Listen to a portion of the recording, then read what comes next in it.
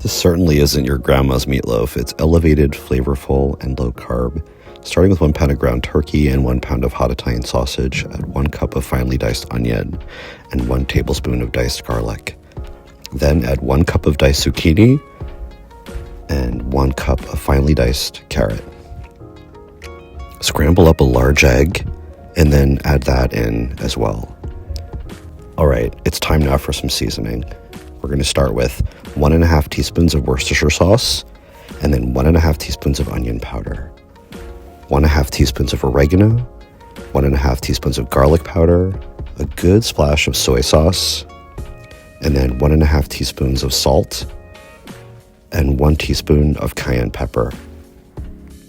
Look at all those great ingredients. Now the best way to mix this all together is with your hands. So go ahead and roll up your sleeves and sink your fingers in there and squeeze it up, mix it all around, and keep going until the texture is pretty even and consistent, sort of like what you see here.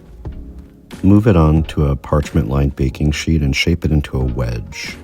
Then mix up a glaze. I'm using some sriracha that's been diluted with soy sauce. And then what you can do is do your best Mark Rothko and go ahead and paint on the glaze with a basking brush. Oh, look at him. He's looking so dapper. Now go into a preheated 400-degree oven, and we're going to be putting it into the middle of the oven and baking it for 45 minutes. Once ready, take him out and just make sure that the internal temperature has reached at least 165 degrees by using a meat thermometer. A bit higher is fine, like you see here. Inside the oven, move your loaf closer to those open broil flames, and it's going to really get a nice crispy golden outer shell. It's like he's in a tanning bed. Move him to a cutting board and let it rest for at least 10 minutes before you cut inside. That end piece is a great one to snack on before your guests arrive. Each subsequent piece you can cut to around 1 inch thickness.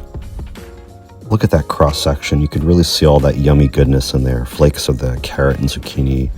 And of course, the taste test. It's so meaty and flavorful and such a great texture with that crispier crust. Your guests are going to love it. For lunch the next day, you can easily heat up a slice and throw a fried egg on top. It's a keto-friendly, low-carb meal.